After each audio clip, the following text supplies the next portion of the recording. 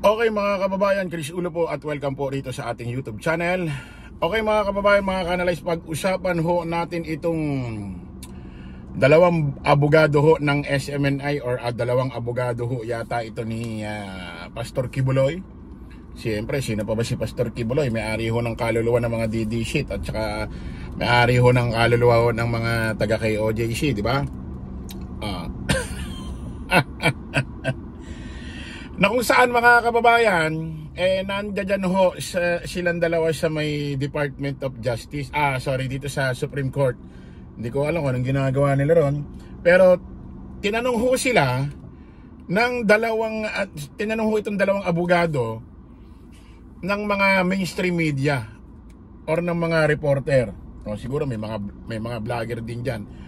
About dito ho sa pagmumura na ginawa ni Digong doon sa nakaraang pagmumura at doon sa mga, sabi natin, mga pagbabanta dito ho sa 15 senador ho.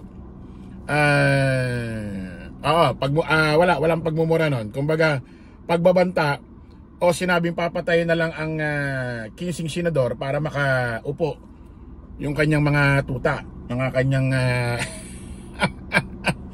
ini-endorsong mga kakarampot na mga senador, ha? Eto, pag pinakinggan mo itong dalawang senador na dalawang abogado na ito, di mo malaman kung nilalaglag si Digong. Mukhang nagkakatablahan na, mukhang nagkakatalo-talo na. Pakinggan nyo mga kababayan, nagsalita itong dalawang abogado. Itong isa, kilala na natin ito si Attorney Turon. Di ba? Attorney Turon, Attorney Torion. Ito ho yung sumikat na kilala ito doon sa kasagsagan ho ng ginawang paghuli ni General Torre at ng Philippine National Police dito ho kay Pastor Kibuloy doon sa kay OJC compound. Naalala nyo? Laging ang Pamprat ay ni-interview doon dito si Attorney Torion noong mga panahon na yon. May kasama rin siya rito si Attorney Delgra. Sabi nila, it was a plain joke. Attorney Delgra on PRRD's remarks during PDP Laban Proclamation Rally. Na kung saan sinabi niya, patayin na lang nga natin ito, itong 15 senador na ito. Para makapwesto itong mga senador natin. Pakinggan niyo itong mga sinabi, ha. Anong sinabi ni former President Duterte? Ano yun? Kasi I would not know what the complaint was filed before the DOJ. If it's about his remark, ang sagot lang doon, ano yung reaction ng mga tao nung narinig nila yung remark ng former president? Tumawa lahat. So does that encourage disobedience to the authorities? It was just plain joke delivered.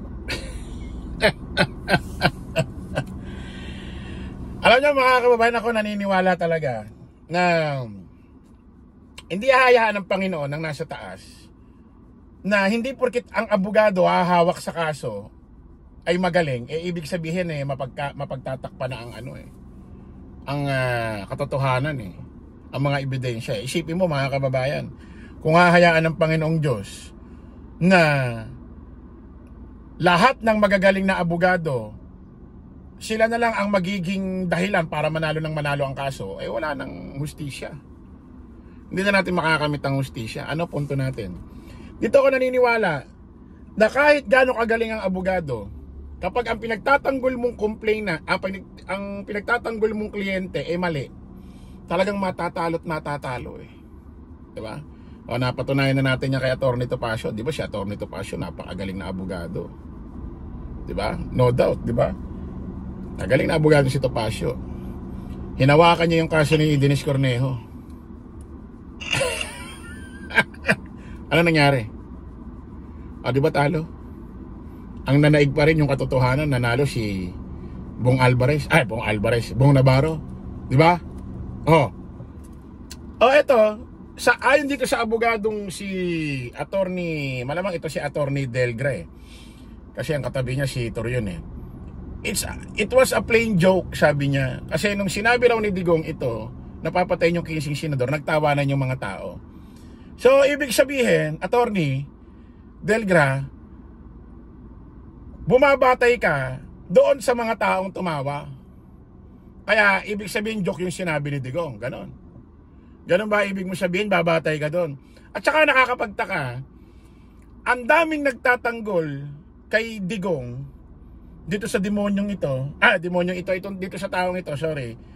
Ang daming nagtatanggol. Ito, pati na ito si Attorney Delgra, joke daw. Si Bato, joke daw. Si Robin, joke daw. Ang daming nagsasabi na joke lang itong ginawa ni Digong na binanggit niyang papatay niya ang 15 senador. Yung mismo nagsasabi, nagsalita, wala namang statement. Wala namang sinasabing joke lang. Di ba nung time na yon, meron ba siya sinabing joke nung panahon na yon? Nando doon siya sa entablado, wala naman. Bakit kayo ang nagpapakilala na sinasabi niyong joke lang yon? At Attorney Delgra, ito masabi ko, no? Hindi po pwedeng porkit sinasabi niyong joke lang yon, ang dating sa tao joke din. Kaya nga sabi ko, kailan naging joke ang sinasabing magpapatay or papatay, especially 15 senador? Kailan naging joke yung ganun salita?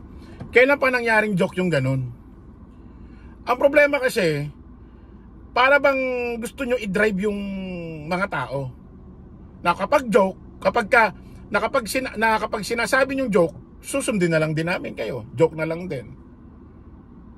Kapag hindi joke, susundin na lang din namin kayo na hindi joke yun. Kaya ito sinasabi ko sa inyo kapag si Digong ang nagsasabi, mga pahayag na salita na mabubutasan ng kampo nila, mababas sila ng mga netizen about sa ginawang salita, statement ni Digong, ang sasabihin nila, joke lang yun, parang di na kayo nasanay kay Tatay Digong.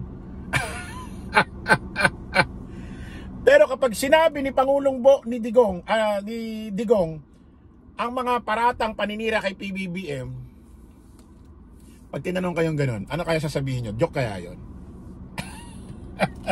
Parang ganito, nung si Digong nasa Senado, sinabi niya, itong dating general na ito, ngayon senador, si Bato de la Rosa, death squad yan. Wala naman siya sinasabing joke, nanumpa pa siya, di ba? Pero nung in-interview si Bato, ano sabi niya? Hindi totoo yun, parang hindi na kayo nasanay kay Tatay Digong. Joke lang yun. Kasi butas sa kanya. Nabutasan siya dahil sa ganung ginawang statement pahayag ni Digong. Pero kapag sinabi ni Digong, si PBBM, addict, bangag, drug addict, yung pangalan nasa listahan ng PDEA, iniisip niyo bang joke? Hindi. Bakit? Kasi laban kay PBBM. Pero kapag ang pahayag ni Digong, laban sa inyo, mabubutasan kayo sa statement, kasabihin niyo joke.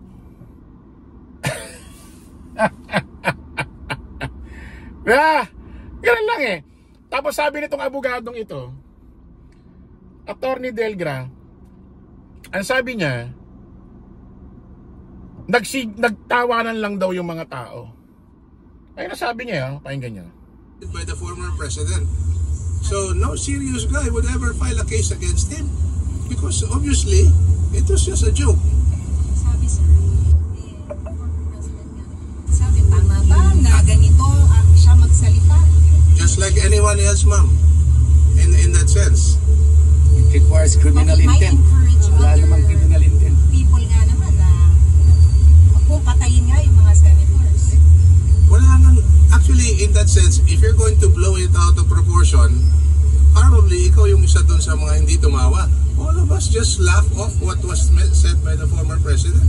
Pero sir, sabi ko kasi hindi daw po dapat ginagawang... Ito lahat lang daw doon nagtawanan. Kaya wala naman daw grounds para makasuhan si Digong kasi joke lang yan, plain lang daw na joke yun. Pakinggan pa natin, may paparinig ko sa inyo Yung pagpatay. Pero naging norm na daw po yun kay President Duterte. Alam mo, yung mga ganong klaseng salita, pabalik-balik din yung mga sinasabi nila.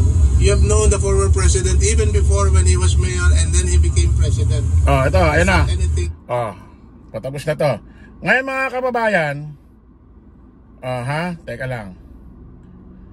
Ang sabi nung Attorney Delgra, it was a plain joke. Nung sinabi ni Digong, itong papatayin daw itong 15 senador na ito, nagtawanan lang yung mga tao. Habang hinahanap ko yung video, mga kababayan, alam niyo mga kababayan, paano na lang kung may mga follower, manonood, si Digong, taga-suporta niya, na may problema sa pag-iisip or masyadong sineryoso yung sinabi ni Digong na ganon. Tapos may mga senador hong nangangampanya sa iba't ibang lalawigan ho ng Republika ng Pilipinas, Luzon, Visayas, Mindanao, dahil ang mga senador ngayon nangangampanya. Paano na lang kung mayroong isang planning doon, sinunod yung sinabi ni Digong, biglang i-hostage, tutukan ng kutsilyo sa leeg? Anong gagawin nyo? Dahil na-impluwensyahan ni Digong. Bakit ko nasabi? Pakinggan nga natin kung totoo yung... Ikaw, Attorney Delgra, nandoon ka ba sa event na to? Nandoon ka? O napanood mo na ba lahat ng video? Bakit? Sabi niya kasi nagtawanan lang daw yung mga tao. Tingnan nga natin, pakinggan natin kung nagtawanan lang yung mga tao. Pakinggan nyo maigi mga kababayan. Kung hindi kayo naka-earphone, wala kayong headset, yung speaker ng cellphone nyo, tapat nyo sa tenga nyo. Kung ano maririnig nyo na sinabi ng mga tao. Pakinggan nyo. Pakinggan nyo ha. Marami kasi sila. Ano dapat ang gawin natin? Patayin natin yung mga senador ngayon para mabakante.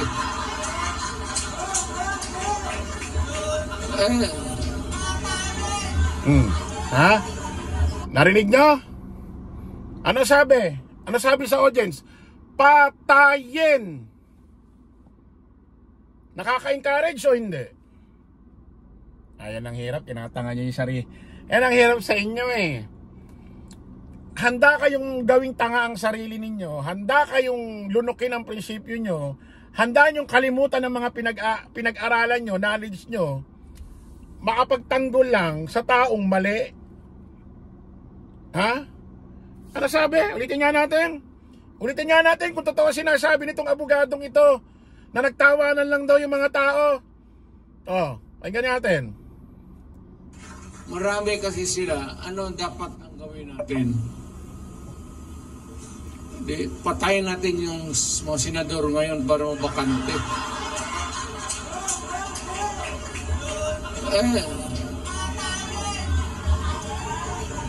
Narinig nyo? Patayin! Ano masasabi mo ngayon? Attorney Delgra, ewan ko sinong abogado ito. Ano masasabi mo, Attorney, sir? Totoo ba yung sinasabi mo na tumawa lang? Hirap sa inyo eh.